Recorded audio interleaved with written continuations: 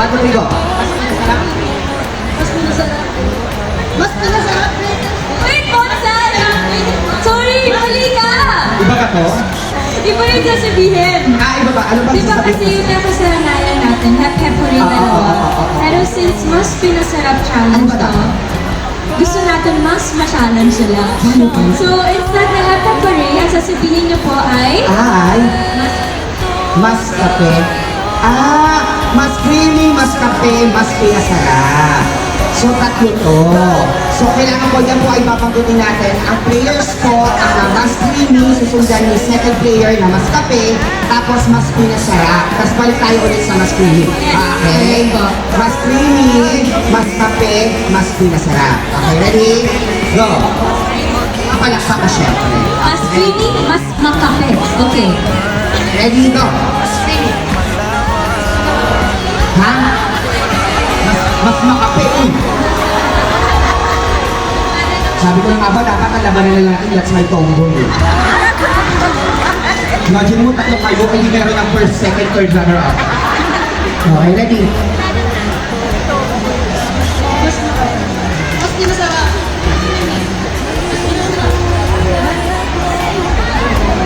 Dapat mas kape siya, mas makape siya, di ba? Sige, Diba? isa pa. Okay, game na talaga. Practice lang yan. Out na siya, out na daw. Out na daw. Practice pa lang to. Practice pa lang to. Ready, go! Palakpak. Mas creamy. Alam ko lang, pinaulit. Mas pinasarap. Mas pinasarap. Mas makape. Mas makape. Sige, so, kaya naman niya. So, eto na, practice lang naman yun. Pero sige. Pili ko man lahat. Dapat magkapasunod ha. Mas creamy, mas makape, mas pinasarap. Ready, go! Mas creamy. Mas pinasarap. Mas creamy. Mas makape. Nakataas dapat. Ayan. Wait, padaliin natin, Bonsai. Wala lang yung mga susunod, wala lang hand gesture. Wala nang gesture. Ang kailangan nyo lang i-memorize yung sasabihin, wala na pong hand gesture. Dapat hindi nyo na lang ang mas Mas ano creamy, mas makape, at mas pinasarap. So, wala nang palakpakang magagana. Yes. Okay, ready, go! Mas creamy. Mas makape. Ewan ko, yung lumabas niya. Ay, mali. Sarap!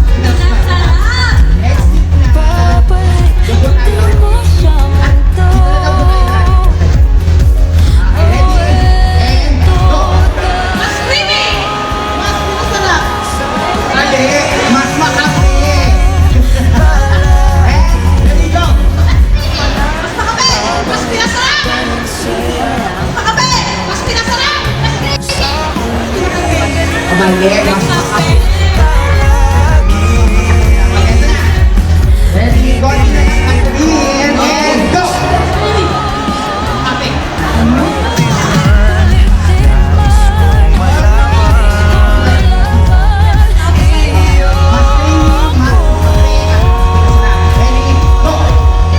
makape. Mas pinasarap. Creamy. Mas makape. Mas pinasarap.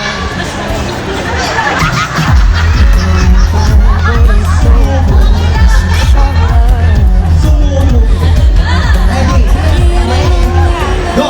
Mas creamy. Mas pinasarap. Mali, mas makape. Nag-aaway na po sila. Ready, go! Mas creamy. Mas makape. Pinasarap. Mas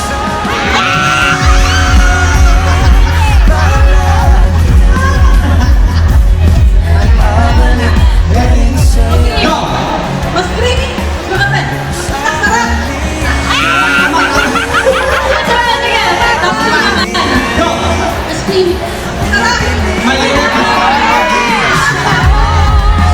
Isa na naman kung tomboy ang kasama na po po nilang ang pakinato. Pangalan mo? Taga saan?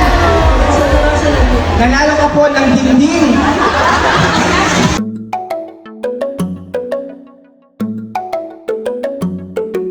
Hello Kathden fans! Ito na yung full version mga kasombrero Sam ng Kathden kay Ma'am Catherine nga yun dun sa kanilang great taste na palaro na Hep Hep Hooray mga kasombreros. At saka kay Sir Alden naman, dito kasama si Ma'am Barbie sa Casino Plus nila mga kasmeros na endorsement. Ang pagkakaalam ko dito, dati pa no, matagal na itong shoot ni na Sir Alden at saka ni Ma'am Barbie Imperial mga kasmeros. Kasi yung haircut ni Sir Alden ay sobrang parang bagong gupit pa siya. If I'm not mistaken ay magkasunod lang silang shoot nung kaya Ma'am Julia Barreto doon din sa parehong campaign nila sa Casino Plus mga kasombreros. So parang inisa lang nila, and then after nito ay parang sunod-sunod nila yung shoot mga kasombreros, kasi yung aura at saka ang haircut ni Sir Alden dito ay mapaparehong-pareho dun sa bagong-bagong haircut niya pa mga kasombreros.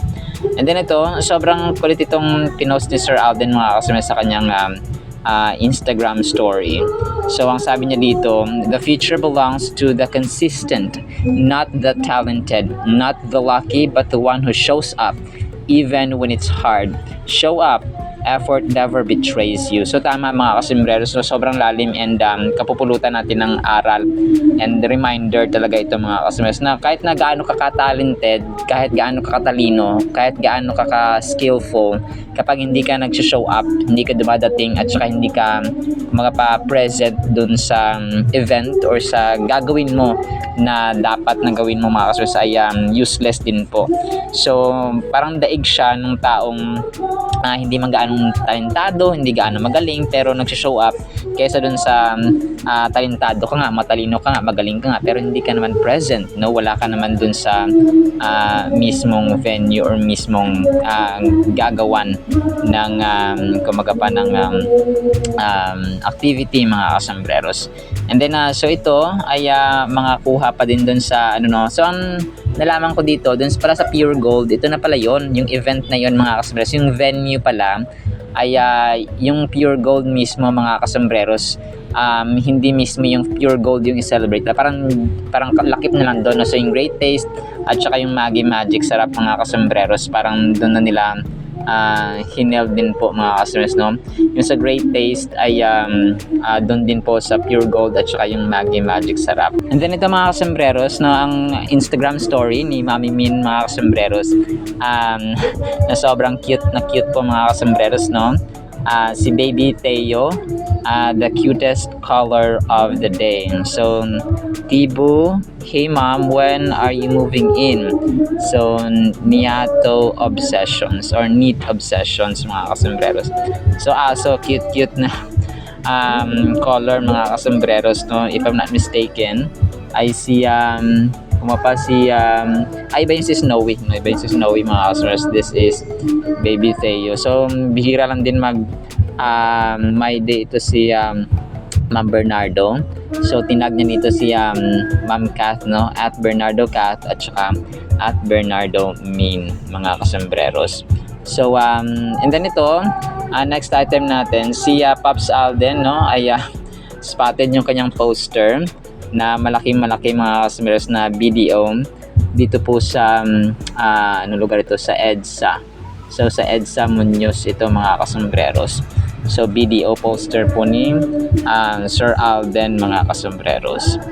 Alright, so yun actually sa ating Kathleen items. Sana po ipangin po natin ang Word of God. At para po sa ating Word of God mga kasambreros ay sobrang ganda po nito. Ang title natin, Nung Di Tayo Kamahal-Mahal. Romans 5:8, but God shows His love for us in that while we were still sinners, Christ died for us. Sa Tagalog, ngunit ipinakita ng Diyos ang kaniyang pag-ibig sa atin na nang tayo ay makasalanan pa, si Kristo ay namatay sa atin or namatay sa atin mga kasambreros. So nung tayo ay makasalanan pa, nung time po na hindi pa tayo kamahal-mahal mga kasambreros. In ang verse na Romans 5:8 mga kasambreros, parang sequence or parang connection ng John 3:16 mga kasambreros, na grabing pag-ibig ng Diyos sa atin, na nung tayo po ay pangit pa, nung tayo ay mabaho pa, nung tayo ay parang parang tae pa, parang basura, ay minahal niya tayo. Kasi ang tao, ang mortal beings mga kasambreros, kapag po ay makasalanan sa harapan ng Panginoon, talagang hate ni God the Father na tumingin sa atin. Hindi tayo katanggap-tanggap mga kasambreros dahil nga tayo ay makasalanan. Parang yung anak natin, di ba, pag ang dungis-dungis, pag naglaro sa mga putikan, sa mga basurahan, or parang nakaano ng ebak mga kasambreros, ng pupo. So, tayo po ay nadudumihan. So, ganun din po ang Diyos natin, yung tingin niya sa atin noon, nung tayo po ay hindi pa namatay si Jesus Christ para sa atin. We were sinners sa kanyang harapan. So, hindi tayo kamahal-mahal mga kasambreros. But still, si Jesus Christ po ay namatay para sa atin, para bigyan po tayo ng pagpakig-uli, reconciliation, redemption, salvation mga kasambreros, and life through His Son, Jesus Christ. And ang Romans 5:8, pinipresent sa verse na ito mga kasambreros ang isang profound declaration ng pag-ibig ng Diyos. At ang verse na ito ay nagko-communicate sa atin ng core message ng ating Christian faith, no, ng ating Christian life mga kasambreros, emphasizing the conditional love or the unconditional love that God has for humanity. So, ano mga kasambreros, parang hindi niya inisip na may mga tao bang iibig sa kanya, may tao bang magla-love back sa kanya, may mga tao bang mag-return sa kanya kung ipapadala niya ang kanyang kaisa-isang anak. Parang hindi niya inisip mga kasambreros. Ang inisip niya is to demonstrate, no, para maipakita, para i-manifest, no, para i-show mga kasambreros at express na ganun tayo kamahal ng Diyos, na kahit hindi pa tayo kamahal-mahal, hindi tayo kaibig-ibig, parang wala nang magmamahal sa atin, ay inibig tayo ng Diyos by sending His Son, Jesus Christ. Parang wala nang tumanggap. Parang nag-apply ka ng trabaho, tapos hindi ka matanggap-tanggap because you're not qualified. But there's that one company, one employee na tumanggap sa iyo, and that was God the Father, no, God Jesus Christ mga kasambreros. And ang verse na ito, it tells us that even in our sinfulness, when we were at our worst and perhaps least deserving Christ, Christ willingly chose to die for us. So, yung time na worst tayo, no, perhaps wala nang magkakagusto sa atin, kung ikaw na lang yung pinakatao, nag-iisang tao sa mundong ito, hindi kita iibigin. So parang ganun ang peg dito mga kasambreros, yung level ng pagiging walang silbi, walang worth, walang halaga, walang value natin mga kasambreros. And ang phrase na while we were still sinners ay napakahalaga because it indicates that God did not require us to clean ourselves up or become worthy of His love before Christ took on the burden of our sins. Kung parang hindi mo kailangan maging malinis, hindi mo kailangan maging maganda, hindi mo kailangan maging pogi, hindi mo kailangan maging makisig, hindi mo kailangan maging pleasing, at saka maayos sa kanyang harapan bago kanya ibigin at saka mahalin mga kasambreros, because that's God's nature. Nung wala nang magmamahal at iibig sa atin, God showed and demonstrated that He was and He is and will always be a loving Father to us. It was not our actions or worthiness that initiated this divine love, but rather God's own decision to love us despite our shortcomings. Kung walang requirement, no, walang prerequisite, walang qualities na kinakailangan para tayo po ay ibigin at that time at ipadala ng Diyos Ama yung kanyang kaisa-isang anak sa atin, because His love was more than enough to prove and to express that love by sending His Son, Jesus Christ. And napaka-crucial actually ang lessons na pwede nating matutunan dito sa Romans 5:8 mga kasambreros, at pwede nating at dapat nating i-apply sa ating buhay. And ang una dito ay yung primary lesson ng Diyos po natin ay merong unconditional nature of love. Hindi siya di ba sa atin, mahalin mo ko kasi mamahalin kita kung mamahalin mo ko, bibigyan kita kung bibigyan mo ko. So ganun ang prinsipyo, di ba, ng tao. So ang Diyos po hindi ganun, no. Hindi niya inisip, hindi siya nagbilang kung ito, di ba, sa pagboboto for example, no. Ito boboto ito dito, so bibigyan natin siya. Ito bibigyan, boboto ka, bibigyan ka. So parang ganun. So ang Diyos po natin hindi ganun. Magbibigay siya kung deserving mo, and sometimes hindi natin deserving, and that's what we call unmerited favor, grace, grasya, regalo mga kasambreros na hindi natin deserving, yet God showed His compassion and His mercy sa atin. And another thing that we must consider na vital na lesson po ay ang kahalagahan ng grace at saka yung yung pangangailangan, yung need for humility. Knowing that Christ died for us while we were still sinners, yung hindi pa tayo kamahal-mahal mga kasambreros, ay tinawag niya tayo para maging humble, no? Sa ating pananampalataya, sa ating pamumuhay, at ating lakad sa Kanya. Because if you walk with God, we should walk in humility as well. We can acknowledge that it is not our righteousness that serves us or that saves us, but rather the sacrifice of Jesus. This fosters an attitude of gratitude, encouraging us to live our lives in a way that honors His gift. So, si Jesus Christ kasi yung the greatest gift, no? Tapos si Jesus Christ naman may gift pa siya sa atin. There is salvation, redemption, grace, compassion, love, and so on. Marami, no? To name a few, mga kasambreros. And dapat tayo po, no? Ma-inspire tayo ng pag-ibig na ito na kahit na nung time na hindi tayo pamahal-mahal, God showed His unconditional love and even every single day ng ating buhay. When we don't need love and we can find love sa mundong ito, always, we always need to run to God para mahanap at ma-fulfill, ma-satisfy ang ating soul. And every single night, every single day, dapat po ay mapapart na ng schedule natin at daily routine yung panalangin, yung pagbabasa ng Biblia, kasi doon tayo na-enlighten. May time tayo sa social media, yes. May time tayo sa gala, yes. May time tayo sa trabaho, yes. May time tayo sa asawa, sa anak, sa pag-asikaso, yes. But more than that, kailangan maglaan din tayo ng panahon sa Panginoon to show. Kung mas gusto ng Diyos na i-enjoy natin ang buhay. Kasi hindi natin matatagpuan ang complete na peace, yung complete na love, yung complete na satisfaction sa mundong ito. Only Him can give us that satisfaction, mga kasambreros. Alright, so now po in the meantime, nawa po ay pagpalaan po tayo ng pag-ibig, pananampalataya at pag-asa in the mighty, holy, sweet, magnificent, full of love, Jesus Christ. And everyone said Amen and Amen. See you sa next segment po, mga kasambreros, and paalam po.